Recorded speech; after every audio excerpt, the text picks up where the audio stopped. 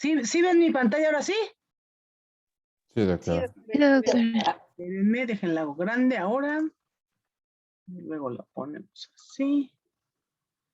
Y ya. Entonces iniciamos con la cadera. Acuérdense que ustedes ya se deben saber la anatomía, ¿eh? ¿Sí? ¿O no?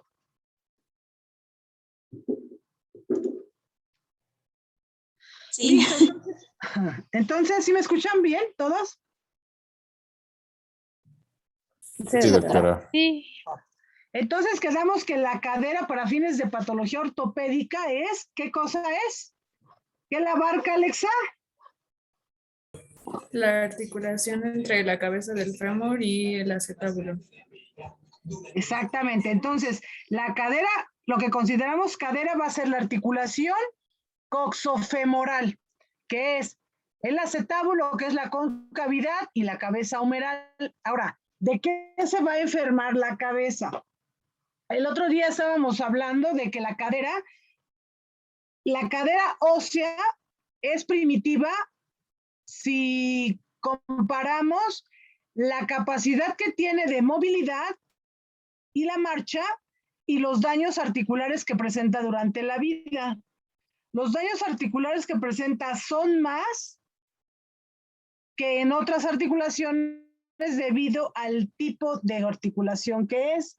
Y quedamos que el acetábulo tiene una proyección hacia los lados y hacia abajo, y eso hace que la cadera tenga una posición de anteversión. Y anteversión consideramos que no es una escuadra, como decir que tiene de ser una, que tenga la misma dirección, la cabeza, que se proyecte la cabeza directamente hacia arriba, de acuerdo a la angulación que tiene con respecto a la diáfisis, sino que poniendo el fémur en una posición, la cabeza se proyecta hacia el frente, y eso hace que les pongo esto primero. Eso hace que ¿sí ven mi cursor, verdad? Sí, doctora. Sí. Entonces, eso hace que la cadera tenga un contacto continuo en el acetábulo en esta zona. Lo ideal sería que si tengo una cadera con una concavidad suficientemente profunda, debería de tener un contacto, la misma cantidad de energía aquí, aquí, aquí, aquí y acá. Sin embargo, la cadera no es así. La cadera carga en esta zona, ¿sí? Y eso es lo que hace que se enferme, porque solo tiene, les decía yo, que es un abanico. ¿Por qué es un abanico? Porque la carga se distribuye de aquí a acá. Si trazamos una línea, se proyecta al centro de la cadera, y entonces esta y otra línea hacia acá nos darían un abanico de carga. No toda la esfera con su carga bien distribuida, sino solo un abanico. Y entonces eso nos provoca que se enferme. Ahora, ¿de qué se va a enfermar la cadera? La cadera va a tener patologías que van a estar relacionadas con la edad de los pacientes, y así va a haber patologías en el niño e incluso desde el recién nacido. ¿Cómo qué patología creen que pueda deberse en el recién nacido a nivel de la cadera?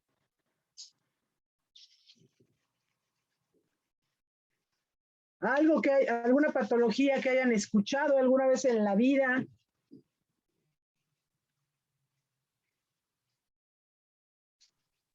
¿Puede tener la displasia congénita de la cadera? Exacto. Entonces, ¿quién me contestó? Yo, Valerie. Valerie. Entonces, una de las patologías, y es lo más frecuente que hay, y además de ser lo más frecuente, es de los diagnósticos que se hacen de forma temprana, son los pacientes de mejor pronóstico que hay, y de no hacer un diagnóstico oportuno, son de las secuelas más terribles que hay también, porque son pacientes que toda la vida van a tener dolor, ¿sí? Y van a estar sometidos si es que los tratamientos se les dan conforme los van requiriendo, son pacientes que serán sometidos a cirugía muchas veces durante su vida, ¿sí? Van a ser sometidos a tratamientos con la intención de estabilizar la cadera, de que funcione para caminar, de que duela menos, de que no se sobrecargue tanto, de que sea una cadera más estable, pero toda la vida van a estar sufriendo. Entonces, las patologías del recién nacido son la displasia acetabular o lo que se conoce como luxación congénita de cadera. Otra de las patologías que se ven en la cadera es la enfermedad de Leckalve-Perthes, y eso es pacientes en la infancia, generalmente niños, es una patología de predominio en niños, en varones. Tiene etapas de presentación, podrían ocurrir desde los 4 años de edad, generalmente se presenta a los 7, a los 9, a los 10 años, y lo que ocurre es una necrosis avascular. ¿Qué me entienden como necrosis avascular? A ver, alguien así, necrosis avascular. Falta de irrigación del hueso. Ajá, es una falta de irrigación del hueso, ¿y qué le provoca al hueso? La necrosis. ¿Y necrosis qué es? Cuando muere el tejido. Exacto. Entonces, la enfermedad de Leckalve-Perthes o necrosis avascular de la cadera es efectivamente una pérdida del flujo sanguíneo de la cabeza femoral que ocasiona su muerte. Así de sencillo. Pero por ser una patología que ocurre en la niñez, tiene la posibilidad, o más bien ocurre dentro de la evolución de la enfermedad, que la cabeza se revasculariza. No sabemos por qué, las arterias sufren un espasmo, se ocluyen y deja de irrigar al hueso. El hueso, por tanto, se muere. Sin embargo, pasado cierto tiempo, sin que la cabeza la expongas a carga, va a revascularizarse la cabeza y va a recobrar vitalidad del hueso. Y entonces, por ser un niño, va a tener todas las posibilidades de remodelación ósea. Y eso va a permitir que la cadera bien cuidada, con un diagnóstico temprano, con un manejo adecuado, esa cadera se convierta en una cadera sana en la vida adulta. ¿Sí? Porque la cabeza femoral sí se revasculariza. Y la otra patología, la epifisiolistesis, ¿a qué le suena epifisiolistesis? Es el desplazamiento de la epífisis de la metáfisis a través de la fisis del hueso. Exacto. Entonces, ocurre en esa etapa de proliferación. Acuérdense que en esta edad de la adolescencia es una etapa en donde hay mucho crecimiento, mucha reproducción celular, porque los pacientes están creciendo, se están estirando, y en esa rapidez con la que se estiran hay debilidad de las capas de la fisis, y entonces por ser una zona de carga empieza a deslizarse, como si hicieran un sándwich de mermelada y les haya quedado mucha mermelada entre las dos partes de pan, y entonces se empieza a deslizar una sobre la otra y ya no les queda el sándwich bien, sino que se empieza incluso a derramar la mermelada. Eso ocurre porque la mermelada es muy viscosa y no te mantiene los panes juntitos y bien alineados. Lo mismo ocurre con la fisis. En su capa proliferativa existe una multiplicación muy rápida de las células y eso hace que no tengan una cohesión adecuada y entonces permite el deslizamiento. La cabecita femoral nunca se sale del acetábulo, o sea, no hay una luxación, sino lo que hay es una listesis. Eso es una separación, deslizamiento a nivel de la fisis que ocasiona que la cadera pierda esa armonía de cabeza, cuello y diáfisis. Y entonces los pacientes, cuando no son diagnosticados o no son tratados, presentan una deformidad en la cadera porque se permite el deslizamiento. Y la realidad es que nunca hay un deslizamiento al 100% como para que en un momento dado pareciera una fractura, sino que la naturaleza es tan sabia que al final logra que el desplazamiento se limite, y entonces lo que ocurre es que después de ese desplazamiento, pues lógicamente los pacientes siguen creciendo y entonces el hueso empieza a osificarse, las fisis se cierran, pero ya queda una cadera con deformidad y puede generar problemas de artrosis porque cambian las cargas, cambia la zona donde carga el acetábulo en la cabeza y eso ocasiona problemas degenerativos de forma temprana. Entonces, esas son las patologías más frecuentes que ocurren en la cadera en etapa de crecimiento. ¿Sí? ¿Está claro? Sí, doctora. Sí, doctora. Listo. Entonces, la epifisiolistesis es de pacientes adolescentes, 11, 13 años, siempre también son más frecuentes en los varones y el problema es ese deslizamiento y tiene mucho que ver con la somatostatina y con las hormonas de crecimiento e incluso los estrógenos y la testosterona, porque ocurre en pacientes de esos niños que crecen muy rápido, que son muy altos, pero que conservan sus características infantiles, congenitales que aún no se han desarrollado mucho, con una voz de niño, a veces son obesos, pero son esos niños que de un verano a entrar a las vacaciones, o más bien de salir del ciclo escolar, entrar al verano y regresar a las vacaciones, crecieron 12 o 15 centímetros, nada más en esos 2 meses, ¿sí? Esos son los más propensos a ese tipo de problemas. Entonces, empezando con las imágenes que nosotros vamos a tener o debemos tener para hacer complementación diagnóstica de las patologías de la cadera. Esta radiografía que vemos aquí es una radiografía que se pide así. Anteroposterior de ambas caderas y la pide uno con una posición de rana y una posición neutra.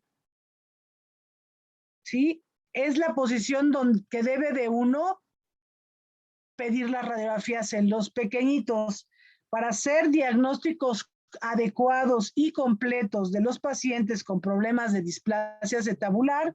El protocolo habitual que se solicita para el diagnóstico, la complementación diagnóstica de esta patología son 3 proyecciones. Una es una anteroposterior de las caderas, de las 2 caderas, en posición neutra. Es otra radiografía anteroposterior de ambas caderas en posición de rana. ¿Sí? Y la tercera proyección que nosotros pedimos es una radiografía con abducción, ABD, abducción de las caderas de 45 grados y rotación medial. ¿Por qué creen que pedimos que sea con las piernitas abiertas a 45 grados cada una y con rotación medial? Rotación medial es que sus piecitos se vean a sí mismos, meter los pies. Con eso logro la rotación medial. ¿Por qué creen que debo pedir rotación medial en las radiografías de las caderas?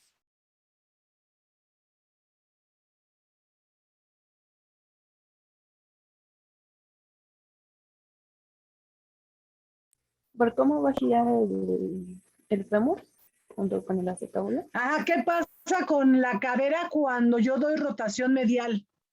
Pues, según yo, hay una como que protege más, ¿no? O sea, no tanto como la posición de rana, pero sí hay un deslizamiento del acetábulo, una parte como más lateral. Exactamente. Nosotros acuérdense que tenemos una cadera que es normalmente con anteversión. La cabecita se proyecta hacia el frente. Cuando nosotros hacemos la rotación medial de las piernas, la cabecita se mete bien al acetábulo. Y entonces yo puedo saber si esa cadera está bien alojada en el acetábulo o está afuera o está medio afuera, que significa que esté subluxada, ¿sí? Con esa posición. Y es determinante para saber qué manejo se le va a dar al paciente. Si va a ser un manejo quirúrgico o si solamente será un manejo conservador. La displasia acetabular tiene etapas. Normalmente nosotros tenemos una etapa o más bien, la podemos encontrar en diferentes etapas. Tenemos una etapa preluxable que significa se puede luxar, sin embargo yo la veo y está reducida. ¿Qué significa reducido? Que la cabeza femoral está dentro del acetábulo. Es una cabeza que podría estar displásica, sin embargo no está luxada, ¿sí? La otra es una cadera en la que está subluxada. ¿Qué significa? Que no está totalmente dentro del acetábulo, pero tampoco está fuera. Por supuesto, es una cadera inestable. Por supuesto que se puede luxar, pero en el momento en que yo la encuentro, está en una subluxación. Y la otra es una cadera que está luxada. Yo la conozco, yo la exploro y le tomo las radiografías y la cadera está fuera del acetábulo. Es una cadera luxada. Entonces, depende de eso, es el manejo que vamos a dar. El paciente que tiene una caderita inestable, pero está reducida, por supuesto que el manejo va a ser mucho más sencillo y menos invasivo que aquel paciente que encontramos y que en el momento en que lo vemos, ya su cadera está luxada. Porque ese paciente va a necesitar forzosamente en algún momento cirugía. ¿Qué puedo hacer mientras tanto? Puede ser que le haga una reducción cerrada de sus caderas y una fijación de las caderas con un yeso para que no se mueva. Sí, pero el otro día me acuerdo que les contaba que, acuérdense de esta figura o de ¿esto qué es?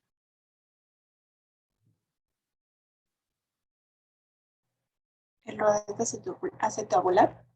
¿Qué? El rodete acetabular. Exacto, entonces quedamos que esto es un tejido que da la posibilidad de aumentar la profundización de la cabeza, o más bien aumentarle la cobertura a la cabeza. Pero quedamos que este tejido es un tejido blando, es un tejido que yo al reducir la cadera, imagínense que esto que está ahorita afuera, yo lo empujo y lo pongo dentro del acetábulo y en esa maniobra yo muerdo. O sea, quizás no sería la palabra adecuada de morder porque no son dientes, pero en ese momento yo con la cabeza pellizco e invierto el rodete y lo dejo invertido, como cuando se ponen los zapatos sin desabrocharse las agujetas y los pisan de atrás. Así, exactamente así queda. Ustedes están con el zapato con el pie dentro del zapato, sin embargo no está bien acomodado, el zapato está con el talón metido, obviamente si corren se les va a salir o se van a caer, está inestable, necesitas sentarte a desatar la agujeta, no a pisar el zapato, meter bien el pie y agujetar y ajustar bien la agujeta para que quede estable y ahora sí vas a poder correr. Es lo mismo, si nosotros hacemos una reducción cerrada con una guía de fluoroscopio, que es una radiografía dinámica. Estamos viendo a través de rayos X lo que estamos haciendo. Eso nos da la posibilidad de ver que la cadera quede en su lugar. Pero acuérdense que la placa solo ve rayos X, solo ven hueso. El rodete, si en un momento dado se queda invertido, se queda adentro, no me voy a dar cuenta. Entonces necesito abrir la cadera, abrir el rodete, que todo lo que le toque estar afuera esté afuera, yo meter mi cabecita al acetábulo y el rodete que cubra a la cabeza. Así debe de ser, ¿sí? Entonces esos pacientes pues son sometidos a cirugía y no nada más una, pueden ser varias, ¿sí? Entonces, ¿cómo sé que las caderas son inestables o son estables? Eso va a depender de algo que es importante y ustedes sí se lo tienen que aprender, porque esto sí es de médico general y es el índice acetabular. ¿Cómo lo mido? Lo debo medir en esta radiografía, que sería la radiografía que pido con. Esa es en específico, es una radiografía neutra, en donde yo mantengo las piernitas de los pacientes estiradas y puedo medir el índice acetabular. ¿De dónde a dónde lo voy a medir? Voy a trazar, de hecho esta está medida pero no se ve muy bien. Con lápiz, siempre con lápiz. O con crayón de cera blanco. O un crayón blanco o uno de cera. Entonces, ¿qué haces? Trazas una línea que vaya desde aquí, un poquito fuera, que te guíes por esta. Desde aquí atraviesas una línea hacia la otra zona, es el fondo acetabular. Una línea que atraviese de lado a lado, ¿sí? Y después vas a hacer un ángulo, vas a trazar otra línea para formar un ángulo. Y esa línea la vas a poner desde el fondo del acetábulo, yéndote por la orillita del acetábulo, de aquí hasta acá. Y entonces aquí se va a formar un ángulo. Ese ángulo se llama índice acetabular. Y el índice acetabular en el recién nacido debe de medir menos de 30 grados. Si mide 29, está bien. Si mide 28, está bien. Si mide 27, está perfecto. ¿Sí? Pudiera medir 26 grados, está muy bien. ¿Sí? Pero no debe medir más de 30. 30.5 ya está mal. ¿Sí? Siempre debe ser menor de 30 grados. Y esto se le llama índice acetabular, una línea que atraviese de lado a lado de cada acetábulo y luego un ángulo. ¿Sí? Y este ángulo que se forme se llama, ¿cómo se llama? Índice acetabular. Y al nacimiento, si yo lo mido en un recién nacido de hace una hora, ¿cuánto debe medir? Menos de 30. Y si yo le tomo la radiografía a los 7 días de nacido, ¿cuánto debe medir? Menos de 30 grados. Exacto, menos de 30. No puede ser que mida más, no es posible. Si mide más es que lo medí mal la primera vez. ¿Sí?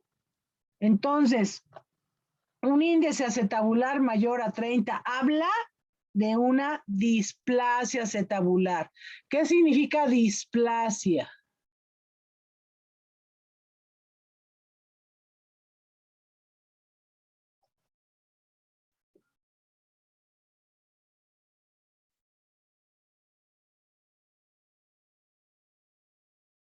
A ver, sus términos médicos de primer año.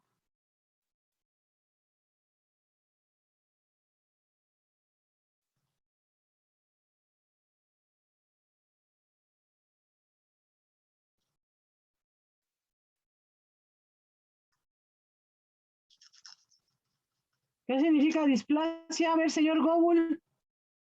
Por lo menos.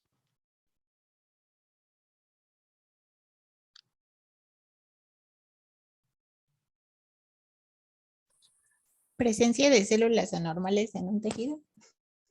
No es presencia de células anormales, porque a eso se le llama, ¿cómo se le llama? Metaplasia, ¿no? Entonces, una displasia, dis significa alteración. Entonces, es una alteración en la formación. ¿Sí? Entonces, tenemos un acetábulo que es poco profundo o nada profundo para contener la cabeza femoral. Al nacimiento, el acetábulo debe estar suficientemente profundo para contener la cabeza femoral. porque esa es la cadera que vamos a usar toda la vida y necesitamos que la cabeza esté dentro del acetábulo. Pero si yo tengo un acetábulo displásico, voy a tener un acetábulo que está como este, que está aquí del lado derecho. Es un acetábulo muy poco profundo, tan así que la cabeza anda afuera en lugar de estar aquí adentro. ¿Sí? Durante el desarrollo de las caderas de la vida intrauterina, ¿a ustedes se han fijado, han sido observadores, cómo se hace un bache en la calle? ¿Cómo es que pasas por la calle un día y encuentras un hoyo? Pasas al otro día y te encuentras el mismo hoyo. Pero si pasas 5 o 7 días después y no le hicieron nada al hoyo, te encuentras con que el hoyo, ¿cómo está? Más grande. Exacto, está más grande y ¿qué más? Más profundo. Y más profundo. ¿Y por qué pasó eso? Por el peso de los, bueno, en el caso de la calle, por el peso de los coches, por el paso constante de los autos. Exacto, porque si no pasara ningún coche, el agujero se queda tal cual lo conociste. Pero si pasan coche y coche y coche y tampoco se fijan y están pegándole y pegándole y pegándole al hoyo, el hoyo se hace más amplio y más hondo. Entonces, ¿cómo creen que se hace la profundidad del acetábulo en la vida intrauterina?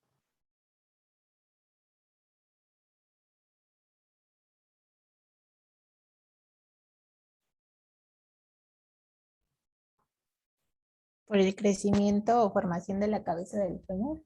A ver, otra vez, te estoy dando el ejemplo del bache. Úsalo para la cadera intrauterina.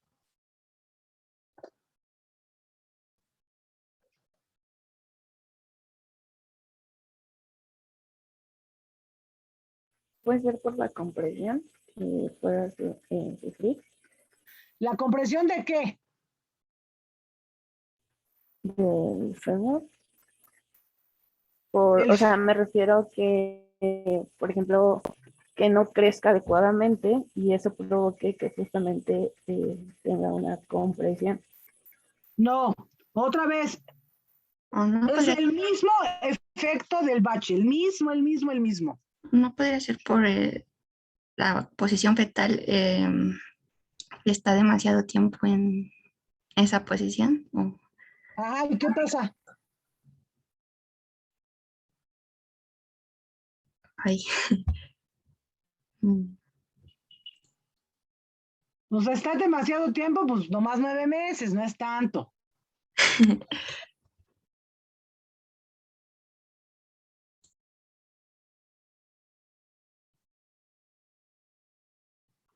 Es el mismito ejemplo del bache. ¿Qué pasa con la cadera?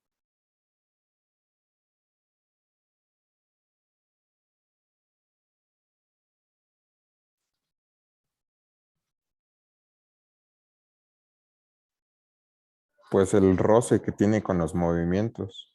Exacto, roce de quién con quién. Pues de la cabeza con el, bueno, de la cabeza femoral con el acetábulo. Pero exactamente, entonces, cuando estamos dentro del útero y estamos en desarrollo y se acaba el desarrollo y sigue el crecimiento, la cabeza femoral está en el acetábulo. El movimiento continuo del bebé, que prácticamente no son grandes movimientos, pero sí son continuos. Eso hace que la cabecita, por el contacto en el acetábulo, vaya profundizando el acetábulo, de tal suerte que al nacimiento debo tener un acetábulo suficientemente profundo para contener la cabeza femoral. Así debe ser. Pero, ¿qué creen que pasa si el bebé nace con displasia acetabular y ese acetábulo no está profundo? ¿Qué pasó?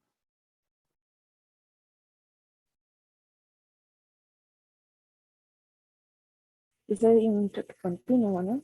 ¿Qué pasó? Hay un choque continuo. No. No, al contrario, no hubo movimientos o bueno, no hubo fricción suficiente para que, pues sí, se generara. Exacto. Entonces, con eso ustedes me pueden decir ¿qué causa la displasia acetabular? A ver, Oligohidramnios. entonces, un bebé que no se mueve porque no tenga suficiente líquido amniótico, por supuesto que puede tener al nacer una cadera displásica. ¿Qué otro?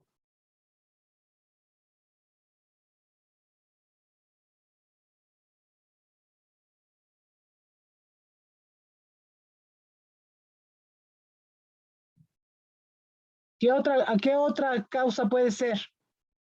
Al momento del parto, podría ser. Sí, pero al momento del parto, del jalón que le des, puedes luxarla, estoy de acuerdo, pero ya estaba displásica. Ah, ya. Mm, El peso del producto. ¿El peso o la edad gestacional? Ok. ¿Qué?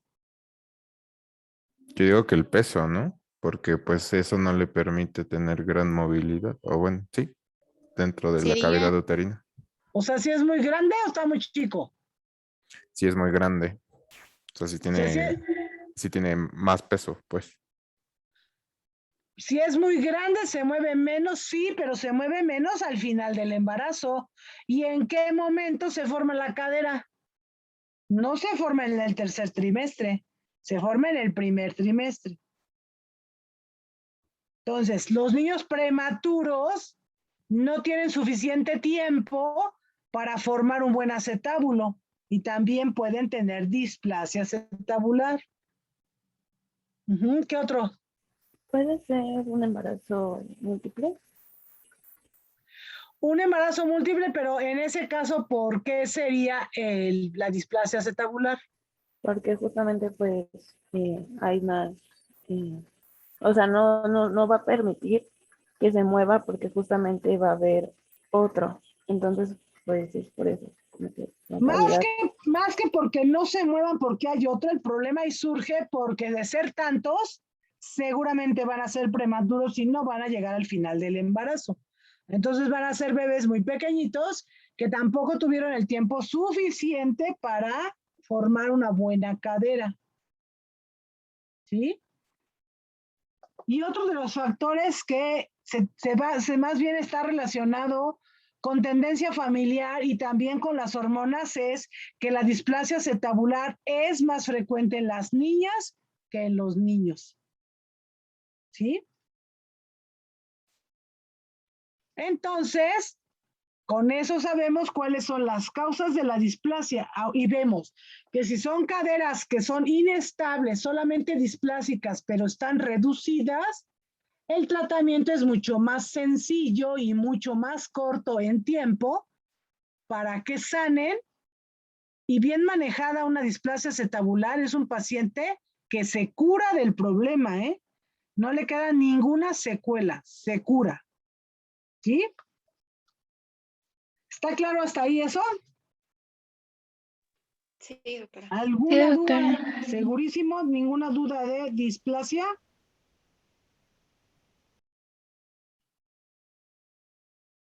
Doctora, el índice. Perdón. Ajá, a ver. Creo que. ¿No ibas a hablar, Jessy? no, solo respondía que todo bien. Ok. Sí, yo tengo una pregunta. El índice acetabular, ¿hasta qué? O sea, ya sabemos que debe de ser menor de 30 grados en los recién nacidos. Pero ¿hasta qué momento deja de ser de 30 grados? ¿O en qué momento ya no lo podemos considerar así? Normal. Al nacimiento debe ser de menos de 30 grados, menos de 30. Sí. ¿Sí? Si tiene 3 meses, ¿cuánto debería medir?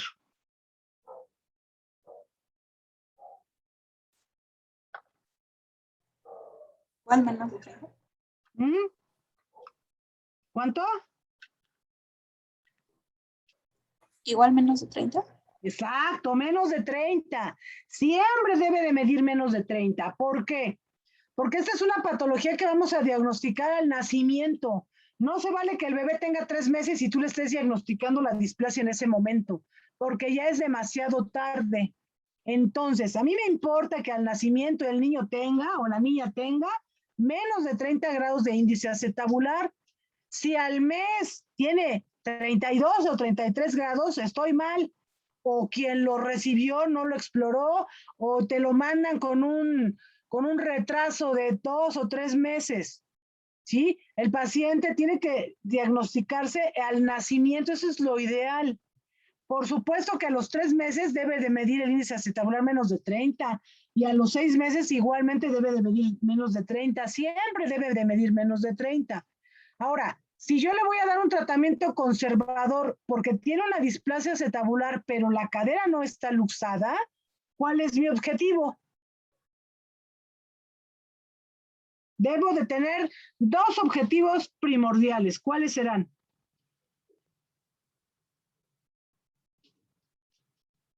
Pues mantener ese índice, ¿no? O sea, no mantenerlo, alcanzarlo. Porque Ok. si yo le diagnostiqué una displasia, ¿qué significa? Pues que es mayor de 30. Exacto. Y entonces, ¿cuál es mi objetivo? Pues Estabilizar la cadera. estabilizarla, ajá. Exacto. Primero la estabilizo para que no pase ¿qué? Una luxación. Para que no se vaya a luxar, exacto. Y la otra, mi otro objetivo, ¿cuál es?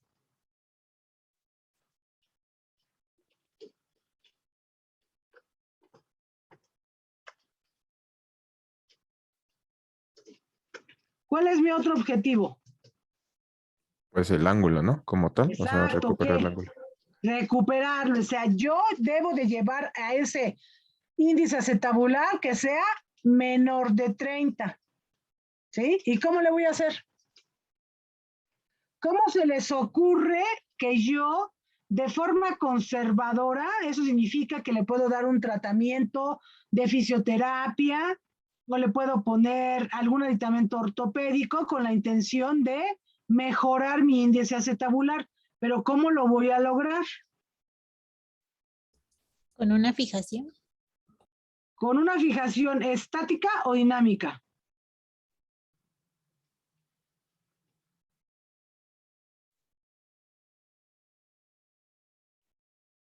Dinámica, ¿no? Sería. Dinámica, exacto. ¿Por qué? Porque para que el hoyo se hiciera, pues no dejé los coches suspendidos en el aire y que no se movieran, ¿verdad? Si yo quiero que se haga el hoyo grande y profundo, le digo a todos los coches de la colonia que pasen 3 veces durante el día, durante los próximos 15 días, ¿no? Así les voy a decir para que se haga el hoyo grande y profundo. Entonces, Ahora, en al este niño, caso, ¿qué le voy a hacer? pues sería como tenerlo en flexión todo el tiempo. O sea, como. Exacto, sí. Sí, ¿Por qué, ok. ¿Por qué quiero que la cadera esté bien asegurada, metida en el acetábulo? ¿No? Sería Pero que flexión y abducción, ¿no? Exacto. ¿Y luego qué?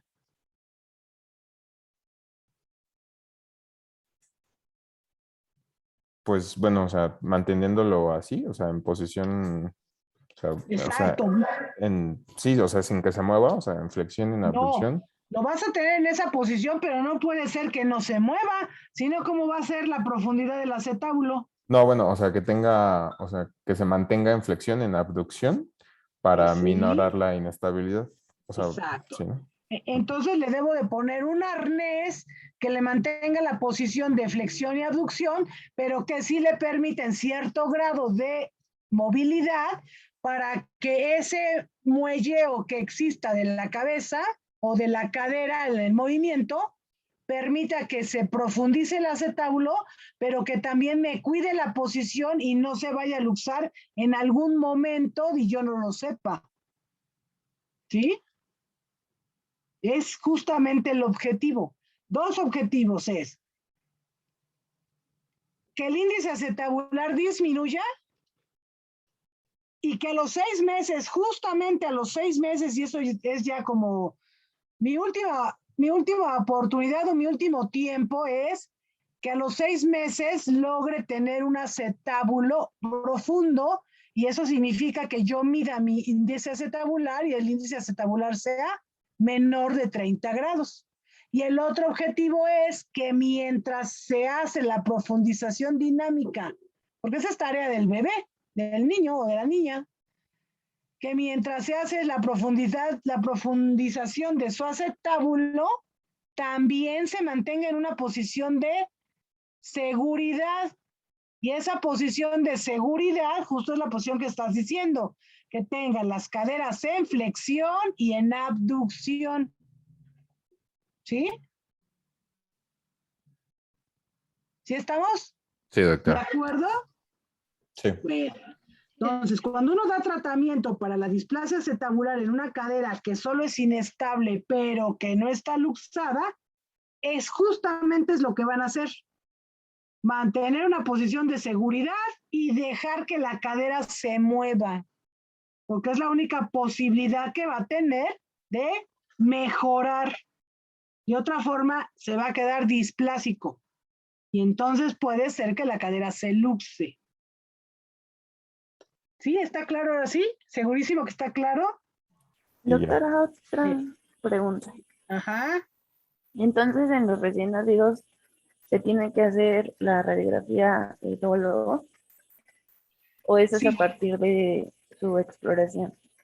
No, dentro del protocolo del manejo del recién nacido, cuando nacen, está la exploración de las caderas.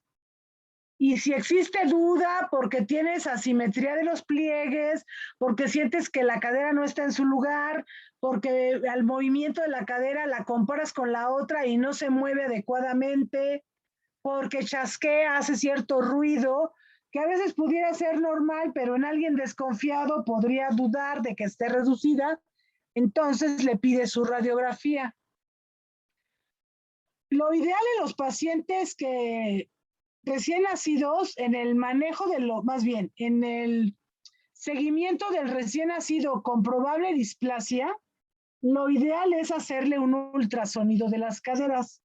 Ese es el estudio no invasivo más exacto para determinar displasia acetabular. Y lo ideal es que todo recién nacido, así como le mides el Apgar, el Silverman, que le tomas su muestra en el talón para ver si tiene problemas metabólicos, pues también está un ultrasonido de las caderas. Eso sería lo ideal. La verdad es que en este país tú recibes al niño, el pediatra lo revisa, y si te toca un pediatra que es muy experimentado porque ha revisado cientos de niños, seguramente no se va a equivocar si te dice que no tiene displasia el bebé. Pero pues ya se darán cuenta que luego los partos los atienden los internos, el del otro interno de pediatría atiende al bebé y pues no tiene la experiencia de cómo se revisa una cadera y puede írsele un diagnóstico de displasia y nunca pedir una radiografía. ¿Sí? Y hasta que lo ve el pediatra en algún momento de su vida o hasta que lo ve algún ortopedista porque el niño no camina a buen tiempo, ¿sí? Y algo ocurre que se dan cuenta tarde, ¿sí? Entonces, lo ideal sería que a los bebés los atienda un pediatra y que se tuviera la opción o la oportunidad de poderle hacer un ultrasonido en el momento de que nace, porque entonces sí podríamos estar seguros de que si hay una displasia, en ese momento le pones una posición de seguridad y le dices a la mamá que lo deberá mantener en esa posición porque tiene un problema de displasia. Pero si no tiene ese acceso a que le hagan un ultrasonido o que lo vea un pediatra, pues lo ideal es que una vez que nazca y se le den sus primeras vacunas, en ese momento se le vuelva a revisar para descartar que tiene problema en las caderas. ¿Sí? Eso sería lo ideal.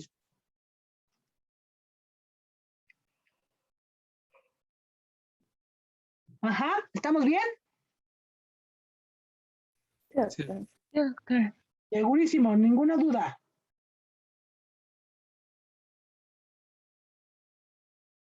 Entonces ya vimos las radiografías que podríamos utilizar y que son útiles para completar y hacer el diagnóstico completo de una displasia acetabular y que en caso de tener acceso, lo ideal en el recién nacido es la toma de un ultrasonido de las caderas para determinar si hay o no problema de displasia o incluso de luxación.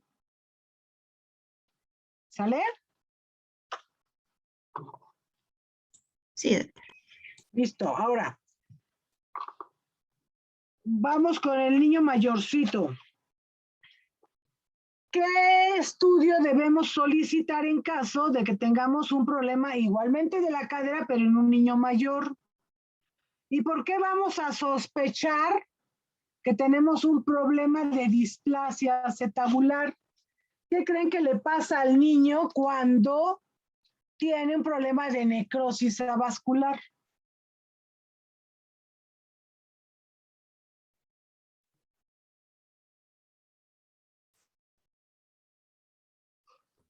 tiene pérdida de la movilidad. ¿Tiene pérdida de la movilidad de dónde? Pues de la ¿Qué no cadera, mueve? ¿Qué no mueve? ¿La cadera? pues los miembros inferiores. Puede ser, fíjate, sí puede ser que la necrosis sea bilateral, ¿eh? Pero es muy mala suerte que sea bilateral. Pero sí puede ser. Entonces, clínicamente vas a tener un niño con un problema de movilidad de la cadera, ¿sí? La mueve poco. ¿Sí? ¿Así es? Igual puede presentar dolor. Ah, Ajá. Le duele. Entonces, eso hace que se limite la movilidad. Entonces, deja de caminar.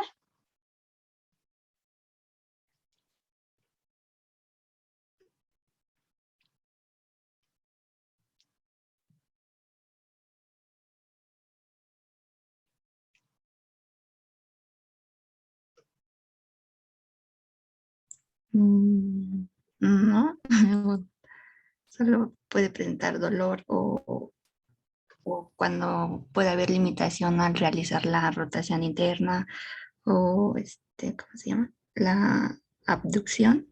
Ajá. Entonces, no deja de caminar. ¿Dejará de correr? Sí, porque puede que, bueno, como se dice, que cojea, puede cojear. Entonces, es un paciente que no va a dejar de caminar y tampoco va a dejar de correr, pero sí va a cojear. Y va a tener dolor y va a tener problemas en la movilidad de la cadera y más que nada en las rotaciones, eso es verdad. Y sí va a tener limitación de la abducción y de la rotación. ¿Por qué? Porque tenemos una cabeza que se está muriendo y eso hace que la cabeza empiece a perder la esfericidad, se empiece a aplanar y se empieza a aplanar porque sigue cargando el peso en esa cadera. Acuérdense que un hueso que se está necrosando, ¿cómo se pone?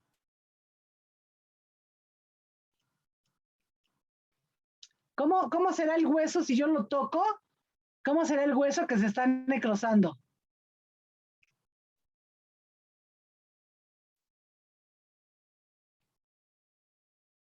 Pierde la firmeza. Exacto.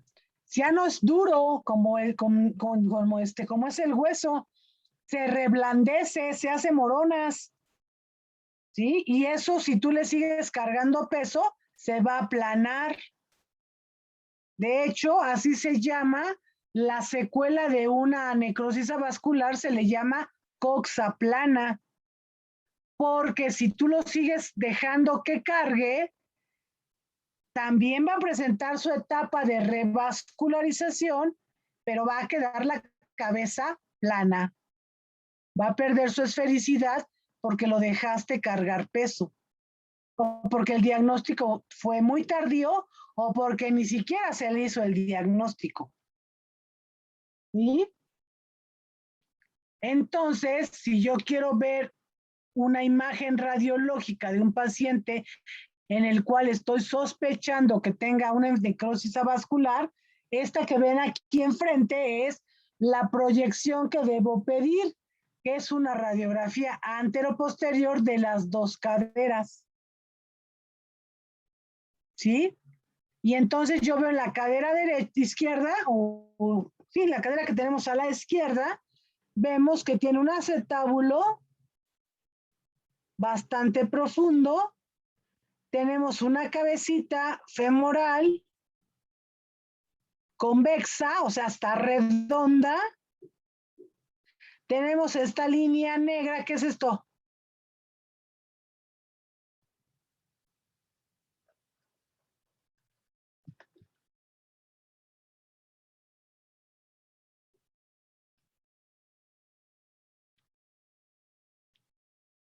¿Qué es? ¿Una fractura? No, ¿cómo que una fractura? Señaló la línea que está. Esto. ¿Qué es eso? La metafísica. Claro, es la fisis de crecimiento. Esa es la fisis de crecimiento. Pero vean del lado derecho esto. Aquí está el acetábulo. Y sí, el acetábulo no tiene problemas. Está igual que este, suficientemente profundo. Aquí el problema es que ¿dónde está la cabeza?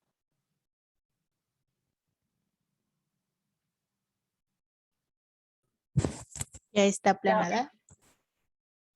Pues ahí yo no la veo. Ahí ni plana ni nada. Se ven aquí más bien un puntilleo. Aquí un puntilleo, aquí otro puntilleo.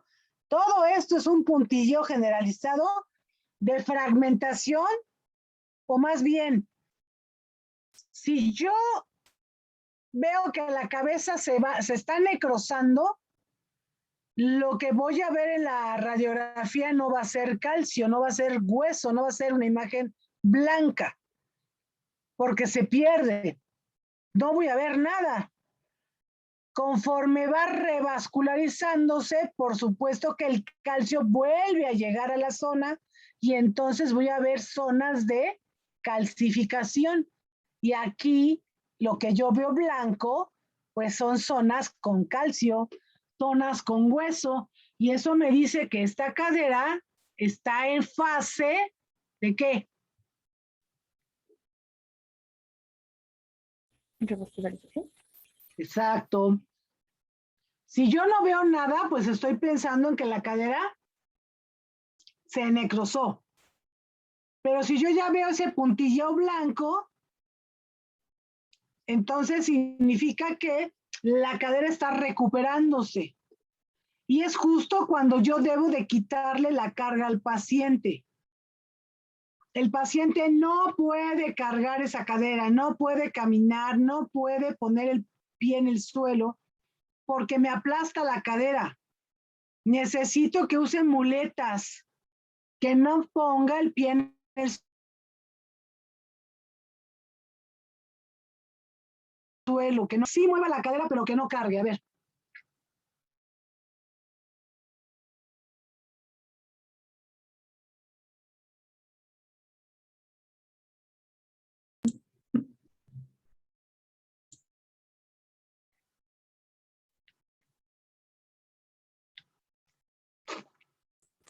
Para que haya una estimulación y eso permita que aumente la vascularización.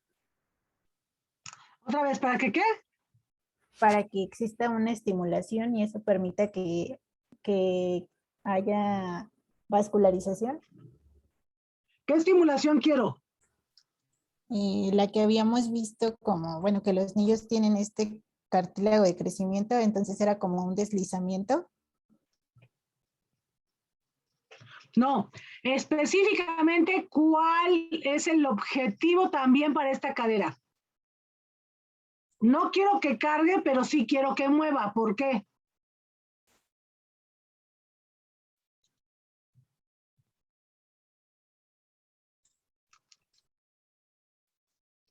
Para que haya como fricción. ¿Eh? A ver, ¿qué? Para que haya como fricción y Ajá, y luego. esa misma fricción como que ayuda Ay, no, es que iba a decir consolidar el hueso, pero no, porque no es fractura.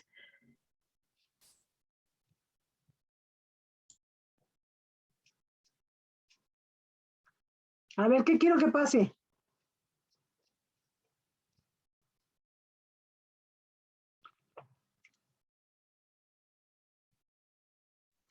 Pues que se genere hueso, ¿no? Y no ¿Pero se, cómo? o sea, no se haga más, no sé si el término sería poroso, pero no se haga más así por la carga y justamente le permita una regeneración del hueso. Ajá, o sea, ¿qué quiero? Que no cargue para que no se aplaste, pero que mueva ¿para qué? Pues para generar hueso, ¿no? Por Por la eso, misma pero ahora fricción. volvemos otra vez al ejemplo del agujero. ¿Qué quiero?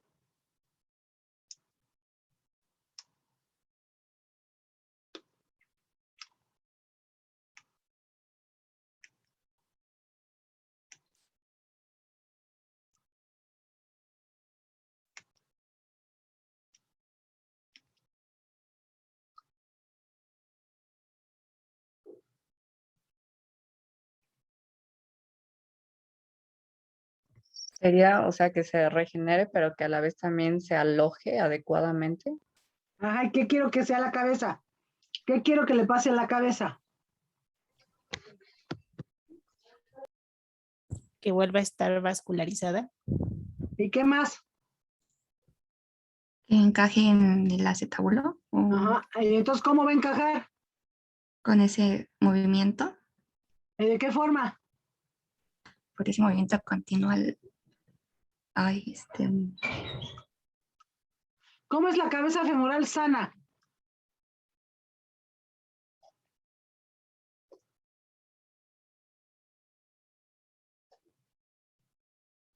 redonda.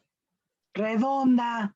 Entonces, yo quiero que no apoye porque me la va a aplastar. Ya quedamos que es un hueso blando y si apenas está revascularizando, pues no es un hueso que va a llegar el calcio mágicamente. Va a necesitar tiempo, pero mientras se revasculariza, también necesito que se mueva para que no haga hipotrofia, para que esa cadera siga estimulándose y la cabeza que se va formando otra vez sea redonda, porque si no va a quedar plana. Y entonces me va a quedar una coxa plana a pesar de que le doy tratamiento. ¿Sí? Entonces yo quiero que la cadera quede, o más bien, que la cadera que se está revascularizando sea redonda. ¿Sí? ¿Sí está claro por qué? Sí. Entonces ya vemos, ya sabemos cómo la quiero y cómo le voy a hacer para que obtenerla.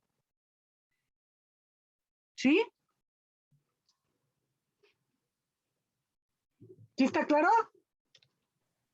Sí. Sí. Listo. Segurísimo.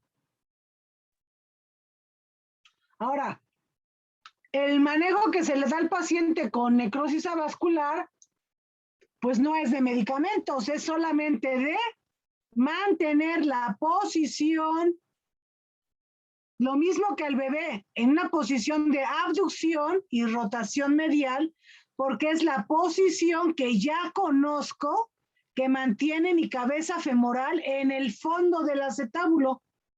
Entonces yo le consigo un aditamento ortopédico al paciente para que me mantenga la posición de abducción y rotación medial de la cadera dañada, no cargue peso y además sí pueda moverla. Y entonces mi objetivo es que se mueva, que no cargue y que se vascularice, revascularice adecuadamente. ¿Sí? Ese es mi objetivo en el caso de la necrosis avascular. Ahora, clínicamente los pacientes tienen, como ustedes ya dijeron, dolor y limitación funcional, específicamente a las rotaciones y la abducción de la cadera. Pero los pacientes no se quejan de dolor en la cadera. ¿Ustedes cómo se imaginan o dónde creen que el paciente dice que le duele cuando le duele la cadera. En la ingle, bueno, por Ajá. Un paciente que le duele la cadera generalmente se queja de dolor inguinal. Sí, eso es muy dado, muy frecuente y se da mucho en el paciente mayor. Pero el paciente pequeño, el paciente en crecimiento, no se va a quejar de dolor en la ingle. ¿El paciente dónde creen que le va a doler? ¿O dónde dice él que le duele? En la entrepierna. No. En las ¿En el nalgas. muslo? ¿O la rodilla? En la rodilla. ¿Por qué?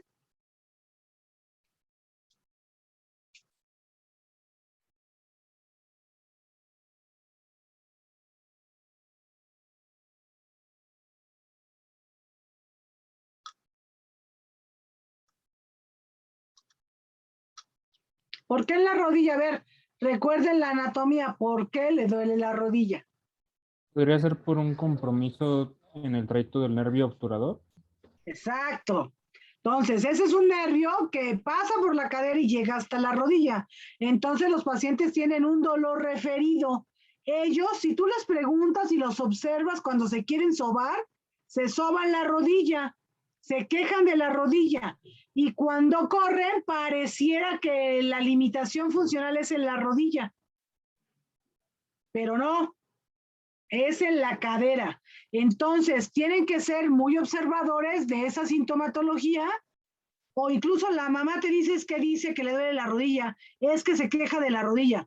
Y muchas veces se van con la finta de revisarle la rodilla y no encontrarle nada. Y no le revisan la cadera y le dicen, no, el niño se está haciendo porque es flojo, porque no quiere hacer ejercicio, porque no quiere salir a la clase de educación física, porque no le gusta solearse. Y lo acusan de muchas cosas sin hacer una exploración completa. Y muchos diagnósticos se van por eso.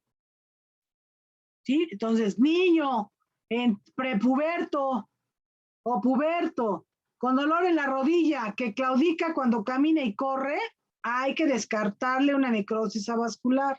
Siempre. ¿Sí?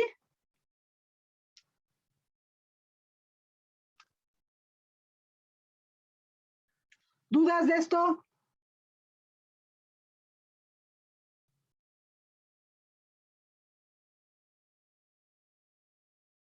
No, todo bien. No, doctora. No, doctora.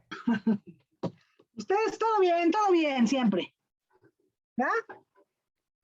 Doctora, una pregunta. Hey, sí. Entonces, los objetivos de la necrosis avascular es generar la vascularización o vascularizar. ¿Y qué más era? El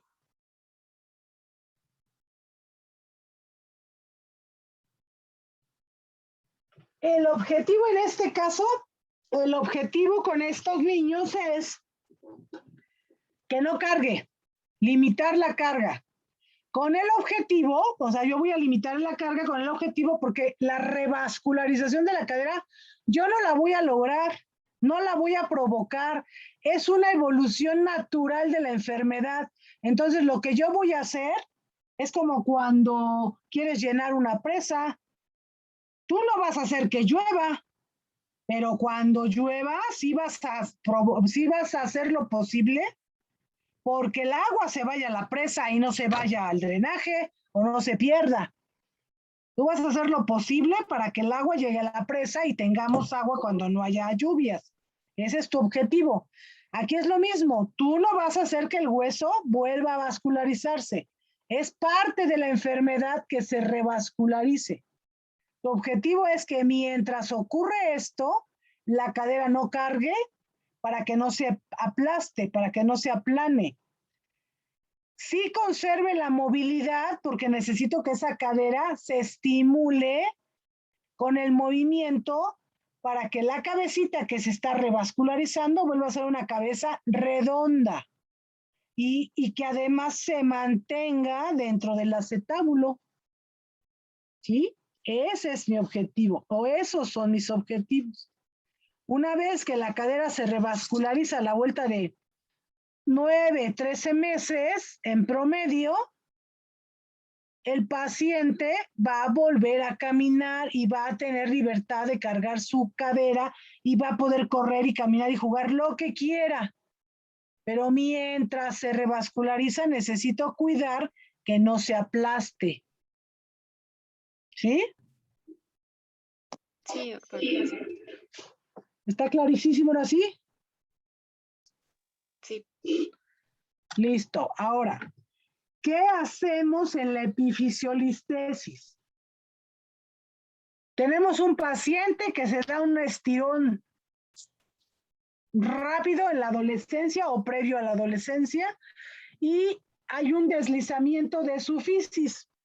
Aquí en la cadera izquierda, otra vez, tenemos un acetábulo cóncavo, es un acetábulo prácticamente normal y profundo y una cabeza femoral que vive ahí adentro sin problema.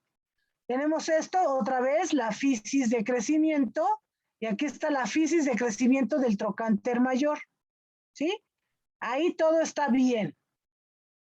Ahora, del lado de nuestra derecha tenemos un acetábulo que está bastante profundo, similar al del lado izquierdo, y la cabeza, fíjense dónde anda la cabeza, aquí está la cabeza. ¿Sí? La cabeza no se sale de su lugar, ¿eh? La cabeza se mantiene dentro del acetábulo. El que se desplaza es aquí el cuello. Este es el que se va deslizando, va ascendiendo. ¿Sí? De tal forma que si nosotros medimos la cabecita que iría de aquí a acá, no sé, 2 centímetros, pónganle. Y luego mides el desplazamiento que igual lo vamos a medir de aquí a acá. Y prácticamente este desplazamiento es del 50%. Todo esto debe estar aquí. Y ahorita lo único que está en contacto con la cabeza es esto. Lo demás está afuera.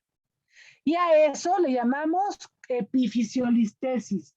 Si queremos el nombre completo, se llama así, epifisiolistesis femoral proximal. ¿Sí? ¿Y qué quiero hacer? ¿Cuál creen que sea el objetivo del tratamiento de estos pacientes?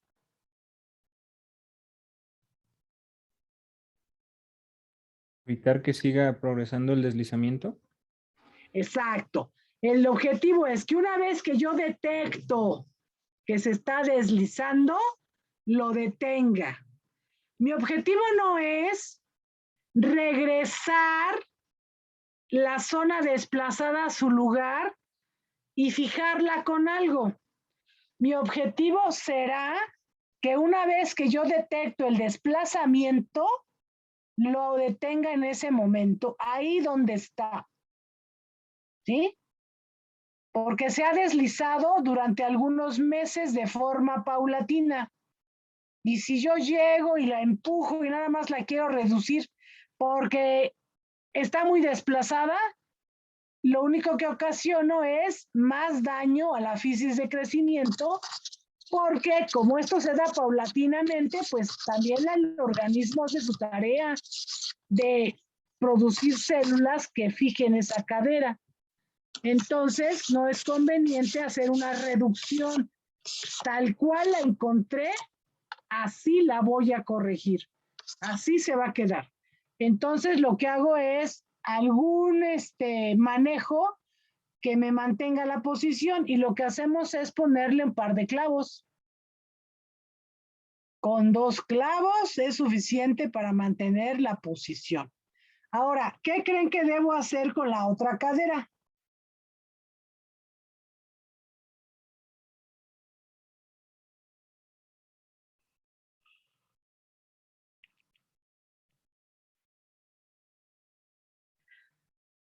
¿Qué piensan que debería hacer con la cadera derecha? En este caso de este paciente.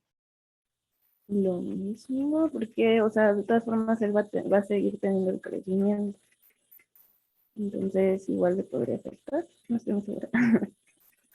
Exacto, o sea, si ya se luxó la izquierda, más bien, si ya hizo listesis la izquierda, muy probablemente haga listesis la derecha. Entonces, cuando yo veo pacientes que tienen epifisiolistesis de un lado, le fijo la cadera dañada, pero también le fijo la del otro lado. No me voy a esperar a que se deslice también. ¿Sí? ¿Por qué? Porque las características de la fisis pues, son las mismas en las dos caderas, solo que una se me está desplazando primero que la otra, pero a mí nadie me asegura que la otra no se vaya a desplazar mañana o que inicie un desplazamiento mañana. Por eso, si yo ya tengo un problema, pues hay que asegurarse de que al rato no tenga otro problema, ¿sí? Entonces, el manejo que generalmente le damos es ponerle clavos para que no se siga deslizando. Esos clavos creen que se los dejemos para siempre o se los quitamos.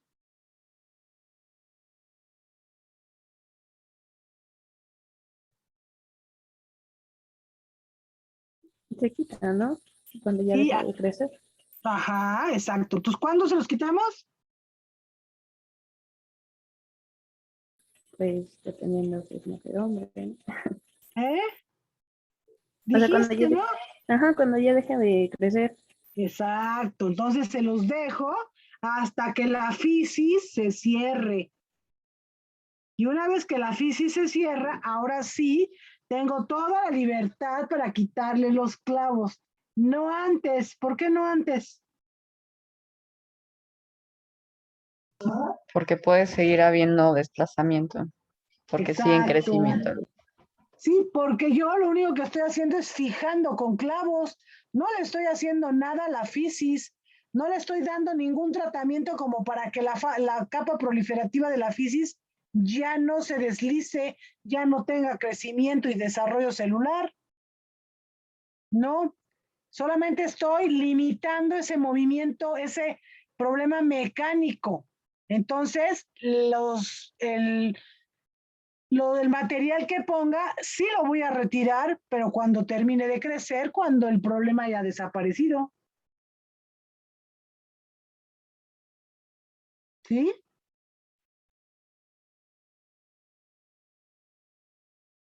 ¿Estamos? Sí.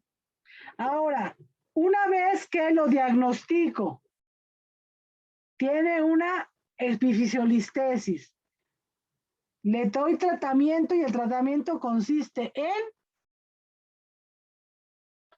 fijarle las dos caderas y luego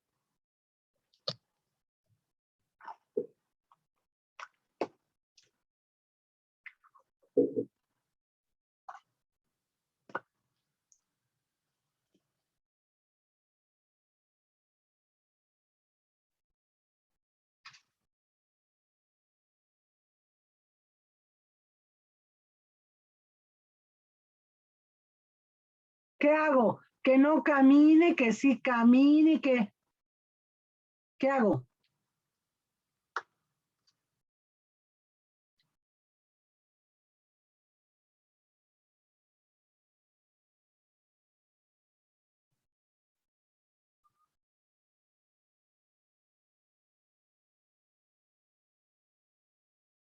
Pues sí debería seguir caminando.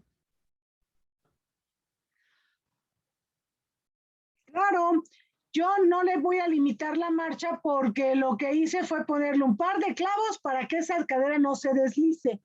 Y si no se desliza, entonces que camine. ¿Sí? Sí, doctora. Entonces el objetivo aquí será evitar que se siga desplazando, no reducir el desplazamiento. y cuidar que la otra cadera, si es que no tiene daño, que no lo tenga, y entonces se la fijo también. ¿Cuándo voy a quitar el material? Cuando se cierren las fisis de crecimiento. ¿Cuál va a ser el manejo del paciente? Que siga caminando. Lo que sí le voy a limitar es deportes de contacto, donde tenga riesgo de que lo avienten, de que se caiga y que incluso se pueda fracturar. ¿Sí?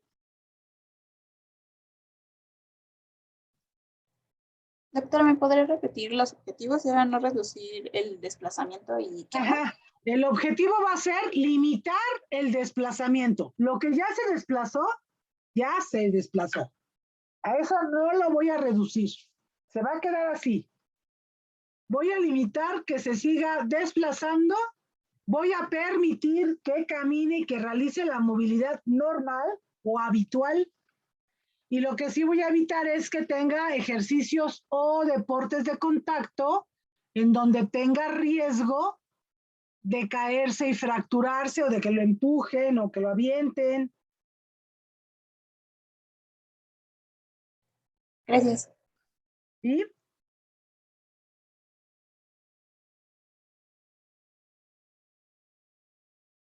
¿Alguna otra duda?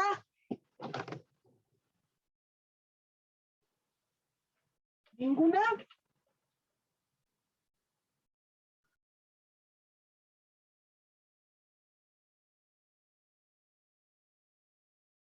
Las revisiones deben continuar, o sea, bueno, deben ser semestrales o anuales en estos pacientes. En estos pacientes tú la vas a revisar con una radiografía más o menos cada 3 meses, porque las fisis de crecimiento, acuérdate que se van a cerrar pues cuando sea la vida adulta. Entonces en las caderas yo creo que se estarán cerrando. A los 23 años vas a pensar en quitarle el material, no antes.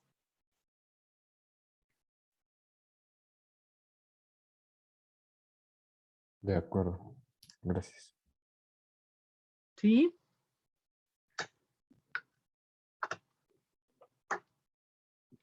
¿Alguna otra duda de esto?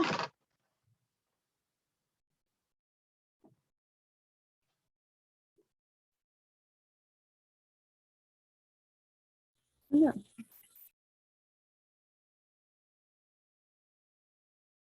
Ah, seguro.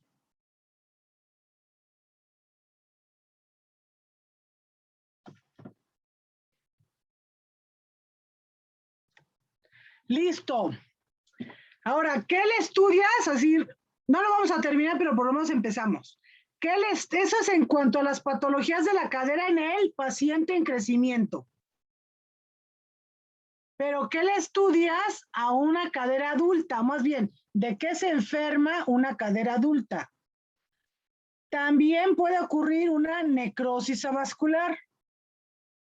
Y la otra son los procesos degenerativos como la coxartrosis. ¿Sí? La necrosis avascular es similar a la del niño. De hecho, es lo mismo. Pero ¿cuál es la diferencia? ¿Cuál creen que sea la diferencia?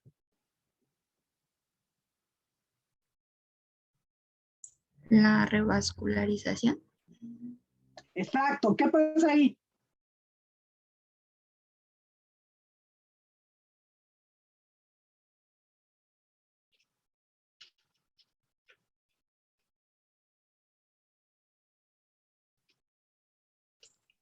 Pues que como ya no es adulto, digo que como ya no es adolescente o así, y es adulto, ya no, por sí sola ya no se va a generar como, pues sí, esa revascularización. Exacto. Entonces, en el paciente adulto, si ocurre una necrosis, se va a morir la cabeza y le va a pasar lo mismo que le va a pasar a la del niño. Sin embargo, la del niño, si la cuido, va a tener posibilidad de vascularización, revascularización y recuperar la forma. Fíjense cómo está esta cadera. En esta imagen tenemos el acetábulo y está el acetábulo. Tiene un margen escleroso porque acuérdense que es donde carga más. Pero miren, aquí está el trocánter mayor, aquí está el trocánter menor, aquí está el cuello, muy cortito, y vean la cabeza. ¿Cómo está la cabeza?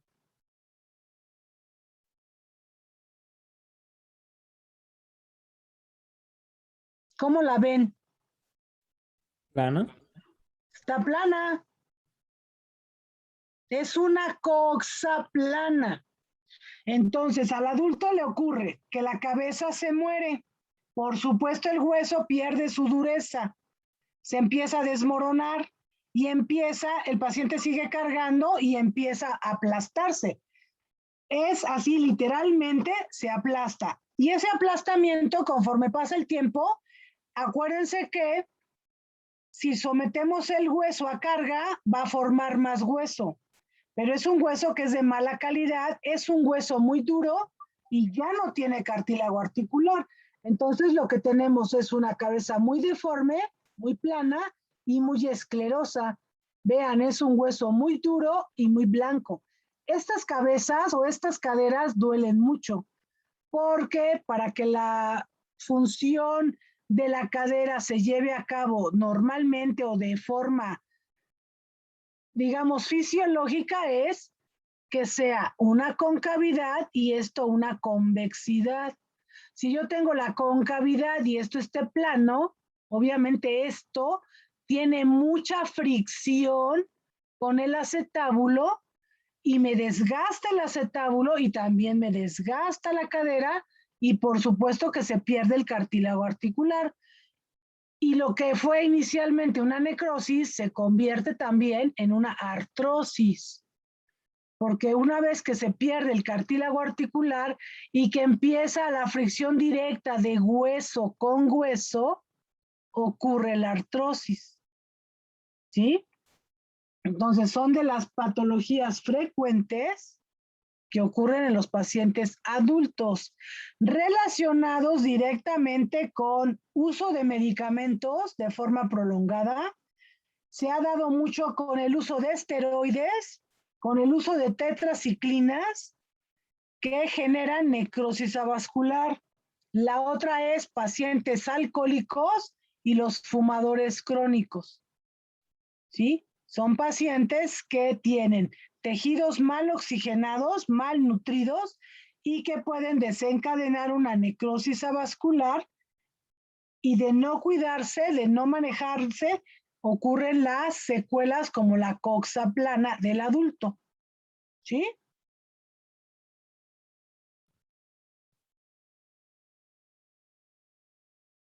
¿Está claro?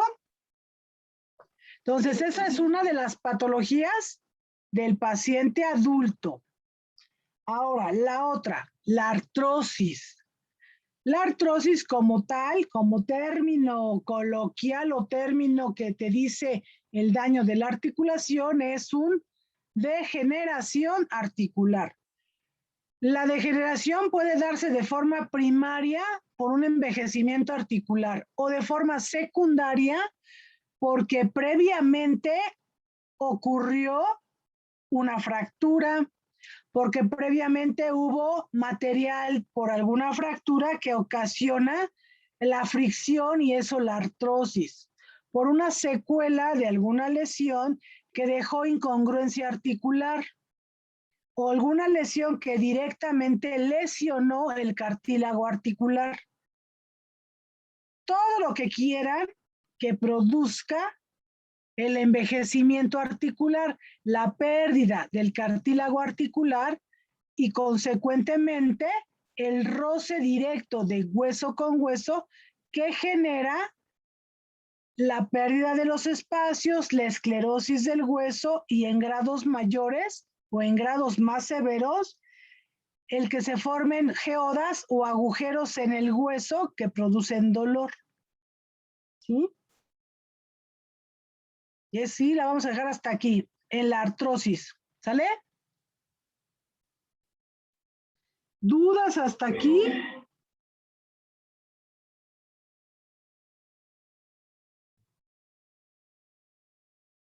No, doctora. Segurísimo. Doctora, Hey. Bueno, lo último que dijo que se formaban geodas y... La artrosis, el proceso degenerativo en todas las articulaciones, salvo en la columna, es grado 1, disminución del espacio articular. Grado 2, la aparición de los márgenes esclerosos, que son, acuérdense, las orillas blancas. Grado 3, la aparición de osteofitos. Esos osteofitos, acuérdense que se forman como una compensación a daño articular. Y grado 4, la formación, la creación de geodas, que son los agujeros que se forman en el hueso cuando se ha perdido todo el cartílago articular y se expone el hueso subcondral. Eso ocasiona que se hagan agujeros en el hueso y que produzcan daño al cargar. Más bien, ese daño produce mucho dolor, en específico en la cadera, porque es una articulación de carga. ¿Vale? Gracias, doctora. Entonces, ¿dudas hasta aquí? No, doctora. Nada, todo bien.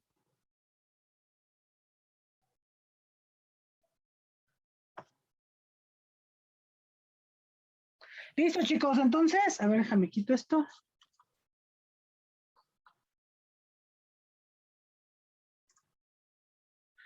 Listo, hoy estuvieron todos. ¿No faltó alguien? Estamos los 14. Sí, ¿verdad? Sí. Déjale, pongo de una vez, asistencia total. Ahora sí, participaciones de hoy. Tenía yo a Alexa, Valerie. Viridiana. Viridiana. Brandon. Brandon. Brenda. Brenda. Cintia. Cintia. Jessica. Jessica. Luis Manuel. Luis Manuel. Valeria. Valeria. Cristian. Cristian.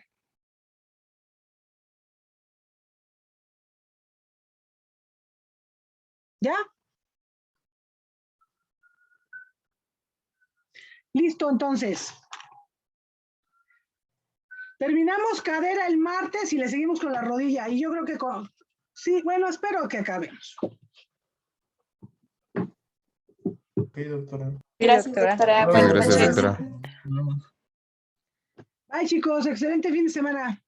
Igualmente, Igualmente, Igualmente, gracias. muy bien. gracias. Bye, Hasta bye. luego.